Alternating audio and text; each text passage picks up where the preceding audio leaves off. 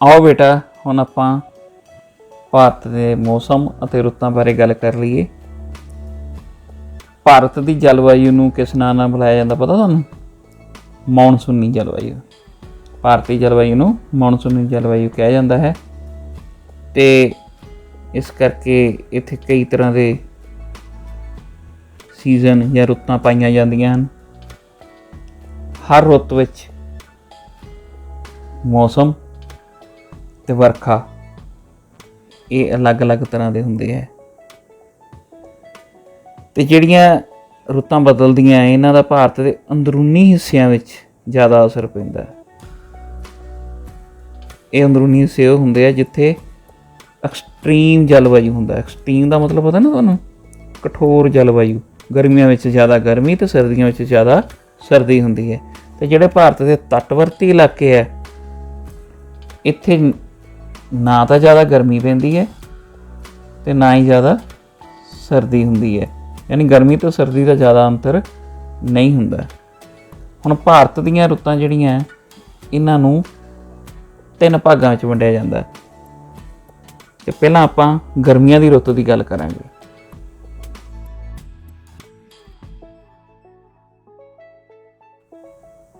ਗਰਮੀ ਦੀ ਰੁੱਤ ਜਿਹੜੀ ਹੈ ਉਹ ਉੱਤਰ ਵਿੱਚ ਯਾਨੀ ਉੱਤਰ ਪੱਛਮੀ ਭਾਰਤ ਵਿੱਚ ਅਪ੍ਰੈਲ ਤੋਂ ਸ਼ੁਰੂ ਹੋ ਜਾਂਦੀ ਹੈ ਅਤੇ ਜੁਲਾਈ ਤੱਕ ਚੱਲਦੀ ਹੈ, ਜੁਲਾਈ ਦੇ ਐਂਡ ਤੱਕ। ਅਤੇ ਭਾਰਤ ਦੇ ਬਾਕੀ ਹਿੱਸੇ ਵਿੱਚ ਤੁਹਾਨੂੰ ਪਤਾ ਗਰਮੀ ਦੀ ਰੁੱਤ ਮਾਰਚ 'ਚ ਸ਼ੁਰੂ ਹੁੰਦੀ ਹੈ ਅਤੇ ਮਈ ਤੱਕ ਚੱਲਦੀ ਹੈ। ਉੱਤਰ ਵਿੱਚ ਤਾਪਮਾਨ ਕਿਵੇਂ ਵੱਧਦੇ ਹੈ? ਕਿਉਂਕਿ ਸੂਰਜ ਦੀਆਂ ਸਿੱਧੀਆਂ ਕਿਰਨਾਂ ਕਰਕ ਰੇਖਾ 'ਤੇ ਪੈਂਦੀਆਂ ਅਤੇ ਪੱਛਮੀ ਅਤੇ ਦੱਖਣੀ ਭਾਗਾਂ ਵਿੱਚ ਜਿਹੜਾ ਗਰਮ ਮਹੀਨਾ ਹੁੰਦਾ, ਸਭ ਤੋਂ ਗਰਮ ਮਹੀਨਾ ਉਹ ਅਪ੍ਰੈਲ ਦਾ ਹੁੰਦਾ ਅਤੇ ਬਾਕੀ ਉੱਤਰੀ ਭਾਰਤ ਵਿੱਚ ਗਰਮੀ ਦਾ ਮਹੀਨਾ ਪਤਾ ਕਿਹੜਾ ਹੁੰਦਾ? ਸਭ ਤੋਂ ਗਰਮ ਮਹੀਨਾ ਉਹ ਮਈ ਦਾ ਹੁੰਦਾ ਹੈ। ਉੱਤਰੀ ਭਾਰਤ ਵਿੱਚ ਬੇਟਾ ਜਦੋਂ ਗਰਮੀਆਂ ਦਾ ਸੀਜ਼ਨ ਹੁੰਦਾ ਤਾਪਮਾਨ ਬਹੁਤ ਉੱਚੇ ਚਲੇ ਜਾਂਦੇ ਆ, 50 ਡਿਗਰੀ ਤੋਂ ਲੈ ਕੇ ਉਸ ਤੋਂ ਜ਼ਿਆਦਾ ਤੱਕ। 50 ਡਿਗਰੀ ਤਾਂ ਰਾਜਸਥਾਨ ਦੇ ਅਲਵਰ ਵਿੱਚ ਰਿਕਾਰਡ ਕੀਤਾ ਗਿਆ ਹੈ ਅਤੇ ਉਸ ਤੋਂ ਜ਼ਿਆਦਾ ਵੀ ਹੁਣ ਕਾਫੀ ਰਿਕਾਰਡ ਹੋ ਚੁੱਕੇ ਹੈ। ਅਤੇ ਇੱਕ ਹੋਰ ਖਾਸੀਅਤ ਗਰਮੀਆਂ ਦੀ ਹੁੰਦੀ ਹੈ ਲੂ, ਗਰਮ ਹਵਾ ਦੀ। ਇਹ ਬਹੁਤ ਤੇਜ਼ ਚੱਲਦੀਆਂ ਹੁੰਦੀਆਂ ਅਤੇ ਖੁਸ਼ਕ ਗਰਮ ਹਵਾਵਾਂ ਹੁੰਦੀਆਂ ਜਿਹੜੀਆਂ ਦਿਨ ਵੇਲੇ ਪੰਜਾਬ, ਹਰਿਆਣਾ, ਰਾਜਸਥਾਨ ਦੇ ਬਹੁਤ ਸਾਰੇ ਇਲਾਕਿਆਂ ਵਿੱਚ ਚੱਲਦੀਆਂ।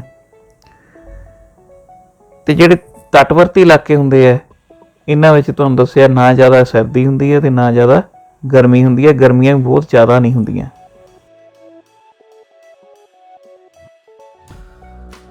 ਨੈਕਸਟ ਹੈ ਬੇਟਾ ਆਪਣਾ ਸਰਦੀਆਂ ਦਾ ਸੀਜ਼ਨ, ਵਿੰਟਰ ਸੀਜ਼ਨ। ਇਹ ਨਵੰਬਰ ਤੋਂ ਲੈ ਕੇ ਮਾਰਚ ਦੇ ਅੱਧ ਤੱਕ ਚੱਲਦਾ ਹੈ। ਜਿਉਂ-ਜਿਉਂ ਇਸ ਸੀਜ਼ਨ ਦੌਰਾਨ ਉੱਤਰ ਵਾਲੇ ਪਾਸੇ ਜਾਈਏ ਤਾਂ ਤਾਪਮਾਨ ਘਟਦੇ ਹੀ ਜਾਂਦੇ ਹੁੰਦੇ ਹੈ। ਚੇਨਈ ਦੇ ਤੱਟ 'ਤੇ ਜੇ 24 ਡਿਗਰੀ ਤਾਪਮਾਨ ਰਹਿੰਦਾ ਹੈ, 24 ਡਿਗਰੀ ਸੈਂਟੀਗ੍ਰੇਡ ਦੀ ਗੱਲ ਕਰ ਰਹੇ ਹਾਂ, ਪਰ ਇੱਥੇ ਜ਼ਿਆਦਾਤਰ 10 ਤੋਂ 15 ਡਿਗਰੀ ਦੇ ਆਲੇ ਦੁਆਲੇ ਹੀ ਤਾਪਮਾਨ ਰਹਿੰਦਾ ਹੈ, ਦਸੰਬਰ ਅਤੇ ਜਨਵਰੀ ਦੇ ਮਹੀਨਿਆਂ ਵਿੱਚ ਵੀ। ਰਾਤ ਦੇ ਤਾਪਮਾਨ ਕਾਫੀ ਘੱਟ ਜਾਂਦੇ ਹੈ ਅਤੇ ਕਈ ਵਾਰ ਤਾਂ ਉੱਤਰੀ ਭਾਰਤ ਵਿੱਚ ਇਹ ਜਮਾਓ ਦੇ ਬਿੰਦੂ ਤੋਂ 0 ਡਿਗਰੀ ਤੋਂ ਵੀ ਘੱਟ ਜਾਂਦੇ, ਮਾਈਨਸ ਵਿੱਚ ਵੀ ਆ ਜਾਂਦੇ ਆ। ਪਹਾੜੀ ਇਲਾਕੇ ਜਿਹੜੇ ਆ ਭਾਰਤ ਦੇ, ਹਿਮਾਚਲ ਦੇ ਇਲਾਕੇ, ਜੰਮੂ ਕਸ਼ਮੀਰ ਦੇ ਇਲਾਕੇ, ਉੱਤਰਾਖੰਡ, ਉੱਤਰ ਪ੍ਰਦੇਸ਼, ਉਹ ਬਰਫ਼ਬਾਰੀ ਐਕਸਪੀਰੀਅੰਸ ਕਰਦੇ ਆ, ਜਿਵੇਂ ਉੱਥੇ ਬਰਫ਼ਬਾਰੀ ਵੀ ਹੁੰਦੀ ਹੈ। ਜੰਮੂ ਅਤੇ ਕਸ਼ਮੀਰ ਵਿੱਚ ਦਰਾਸ ਦਾ ਇਲਾਕਾ, ਉੱਥੇ -45 ਡਿਗਰੀ ਤੱਕ ਵੀ ਤਾਪਮਾਨ ਪਹੁੰਚ ਜਾਂਦੇ ਹੈ, ਯਾਨੀ 0 ਤੋਂ 45 ਡਿਗਰੀ ਹੇਠਾਂ ਵੀ ਤਾਪਮਾਨ ਪਹੁੰਚ ਜਾਂਦਾ ਹੈ। ਇੰਨੀ ਕਠੋਰ ਸਰਦੀ ਪੈਂਦੀ ਹੈ।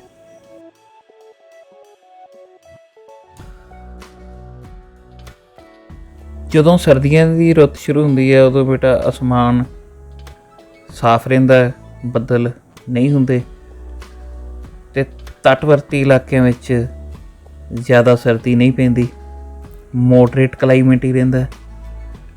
ਪੱਛਮੀ ਗੜਬੜੀਆਂ ਜਿਹੜੀਆਂ ਉਹ ਉਸ਼ਣ ਕਟਬੰਧੀ ਤੂਫਾਨ ਜਿਹੜੇ ਹੁੰਦੇ ਆ ਉਹ ਸ਼ੁਰੂ ਹੁੰਦੇ ਆ ਭੂਮੱਧ ਸਾਗਰੀ ਖੇਤਰਾਂ ਤੋਂ। ਪੱਛਮੀ ਗੜਬੜੀਆਂ ਨਾਲ ਮੀਂਹ ਪੈਂਦੇ ਆ, ਸਨੋਫਾਲ ਹੁੰਦੀ ਹੈ, ਬਰਫ਼ ਡਿੱਗਦੀ ਹੈ, ਅਤੇ ਉੱਤਰੀ ਭਾਰਤ ਵਿੱਚ ਇਸ ਦੇ ਨਾਲ ਧੁੰਦ ਅਤੇ ਕੋਹਰਾ ਵੀ ਪੈਂਦਾ। ਜਦੋਂ ਇਹ ਪੱਛਮੀ ਗੜਬੜੀਆਂ ਉੱਤਰੀ ਭਾਰਤ ਵੱਲ ਅੱਗੇ ਵੱਧਦੀਆਂ ਅਤੇ ਬੱਦਲ ਆਉਂਦੇ ਆ ਜਿਹੜੇ ਮੀਂਹ ਲੈ ਕੇ ਆਉਂਦੇ ਆ, ਨਾਲ ਬਰਫ਼ਬਾਰੀ ਲੈ ਕੇ ਆਉਂਦੇ ਆ, ਤਾਪਮਾਨ ਵੀ ਘਟਦੇ ਆ, ਅਤੇ ਇਹ ਆਪਣੀ ਨਮੀ ਕਿੱਥੋਂ ਲੈ ਕੇ ਆਉਂਦੀਆਂ? ਇਹ ਭੂਮੱਧ ਸਾਗਰ ਤੋਂ ਜਾਂ ਫਿਰ ਅੰਧ ਮਹਾਸਾਗਰ ਤੋਂ ਇਹ ਆਪਣੀਆਂ ਜੋ ਨਮੀ ਦੀ ਮਾਤਰਾ ਆਪਣੀ ਲੈ ਕੇ ਆਉਂਦੀਆਂ।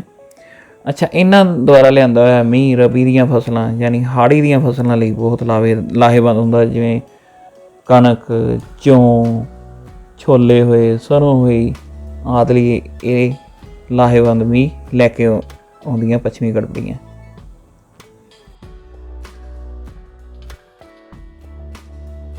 ਗਰਮੀ ਅਤੇ ਸਰਦੀ ਦੀ ਰੁੱਤ ਤੋਂ ਬਾਅਦ ਆਪਾਂ ਗੱਲ ਕਰੀਏ ਵਰਖਾ ਰੁੱਤ ਦੀ। ਬੇਟੇ, ਵਰਖਾ ਰੁੱਤ ਦਾ ਇੰਤਜ਼ਾਰ ਤਾਂ ਸਾਰੇ ਭਾਰਤੀ ਲੋਕ ਬੜੀ ਬੇਸਬਰੀ ਨਾਲ ਕਰਦੇ ਹੁੰਦੇ ਆ, ਕਿਉਂਕਿ ਇਹ ਬਹੁਤ ਤੇਜ਼ ਗਰਮੀ ਤੋਂ ਰਾਹਤ ਦਿੰਦੀ ਹੈ। ਇਹ ਰੁੱਤ ਬਹੁਤ ਤੇਜ਼ ਗਰਮੀ ਤੋਂ ਬਾਅਦ ਰਾਹਤ ਲਿਆਉਂਦੀ ਹੈ ਅਤੇ ਸਤੰਬਰ ਦੇ ਅੱਧ ਤੱਕ ਚੱਲਦੀ ਹੈ। ਸਤੰਬਰ ਤੱਕ ਹੀ ਕਹਿ ਲਓ ਚੱਲਦੀ ਹੈ।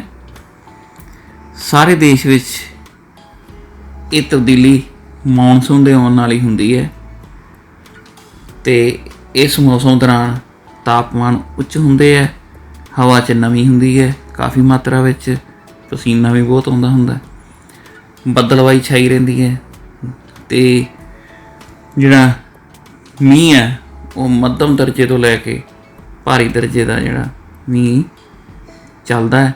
ਇਸ ਦੇ ਨਾਲ ਹੀ ਸਤ੍ਹਾ ਦੇ ਨਾਲ ਚੱਲਣ ਵਾਲੀਆਂ ਹਵਾਵਾਂ ਵੀ ਇਸ ਰੁੱਤ ਦੀ ਵਿਸ਼ੇਸ਼ਤਾ ਹੁੰਦੀ ਹੈ। ਮੌਨਸੂਨ ਪੌਣਾ ਦਾ ਪ੍ਰਭਾਵ ਮੌਸਮ 'ਤੇ ਹਰ ਥਾਂ 'ਤੇ ਵੱਖੋ ਵੱਖਰਾ ਹੁੰਦਾ। ਕਈ ਥਾਵਾਂ 'ਤੇ ਤਾਂ ਥੋੜ੍ਹੀ ਜਿਹੀ ਘੱਟ ਜਾਂ ਥੋੜ੍ਹੀ ਜਿਹੀ ਵੱਧ ਵਰਖਾ ਹੁੰਦੀ ਹੈ, ਅਤੇ ਕਈ ਥਾਵਾਂ 'ਤੇ ਜਿੱਥੇ ਅਰਧ ਮਾਰੂਥਲੀ ਇਲਾਕੇ ਹੁੰਦੇ ਹੈ ਉਹ ਹਰਿਆਵਲ ਭਰੇ ਮੈਦਾਨਾਂ ਵਿੱਚ ਬਦਲ ਜਾਂਦੇ ਹੈ, ਜਿੱਥੇ ਹਰ ਤਰ੍ਹਾਂ ਦੇ ਪੌਦੇ ਅਤੇ ਫਸਲਾਂ ਉੱਗ ਖੜ੍ਹੀਆਂ ਹੁੰਦੀਆਂ, ਹਰਿਆਲੀ ਛਾ ਜਾਂਦੀ ਹੈ।